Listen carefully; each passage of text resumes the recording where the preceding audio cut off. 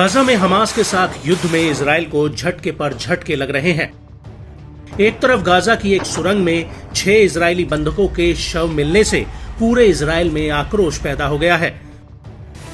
वहीं दूसरी तरफ उत्तरी बॉर्डर पर हिजबुल्ला इस जंग में आग में घी डालने का काम कर रहा है। हिजबुल्ला के ड्रोन, रॉकेट और मिसाइलें इजरायली सेना को रह रह कर दहला रहे हैं। यहां तक कि आईडीएफ की तरफ से पलटवार करने के बावजूद हिजबुल्ला और ज्यादा आक्रामक हो चुका है और अब इस पूरी जंग का रुख बदलता हुआ दिख रहा है।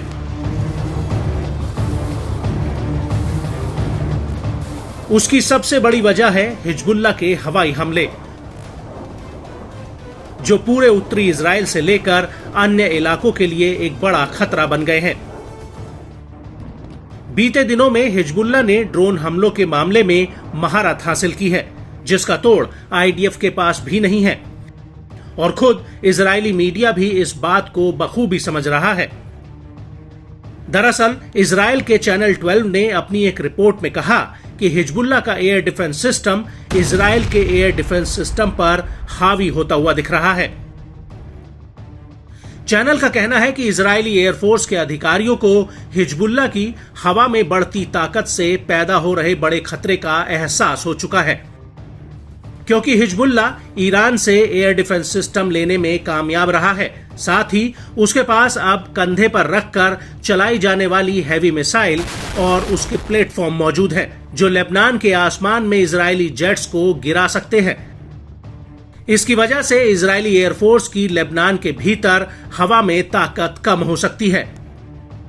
चैनल 12 का कहना है कि मौजूदा और पिछले 11 महीनों में हिजबुल्ला की ये उपलब्धि बताती है कि कैसे उसने इजराइल के 5 बड़े 450 हर्मीज और 900 हर्मीज ड्रोन को मार गिराया है।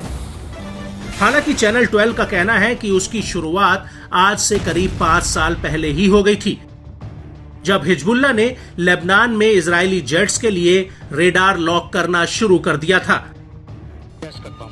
2019 में आईडीएफ के एक ड्रोन से दागी गई मिसाइल को हिजबुल्ला ने डिटेक्ट कर लिया था। इसके अलावा 2020 और 2021 में हिजबुल्ला ने ऐसी कई मिसाइलों को डिटेक्ट किया था। हालांकि हिजबुल्ला के पास इस तरह की इंटरसेप्टर मिसाइलें कहां से आई, ये भी बड़ा सवाल है। लेकिन चैनल 12 का कहना है कि हिजबुल्ला के पास ये मिसाइलें सीरिया होते हुए समुद्र के रास्ते पहुंची हैं।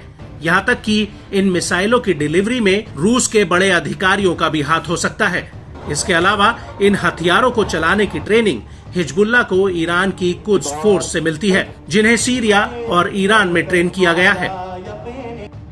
और इससे भी ज्यादा बड़ी बात यह है कि लेबनान में हथियारों का जखीरा इकट्ठा करने के पीछे सीधे सीधे ईरान का हाथ है। यहां तक कि वो गाजा में हमास को भी हथियारों की सप्लाई कर रहा है, जिससे हमास के लड़ाके अभी तक मैदान में डटे हुए हैं।